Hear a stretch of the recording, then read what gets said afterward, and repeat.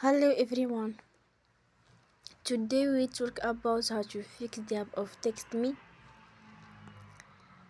We go to settings. Then we click on apps. After that you will search the app TextMe and we click.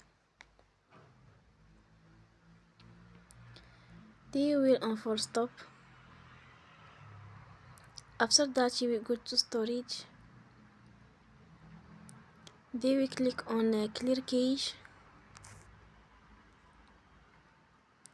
In the end, turn off your phone and you will recharge your phone again. Don't forget to support us by like and subscribe. See you next time and thank you for watching.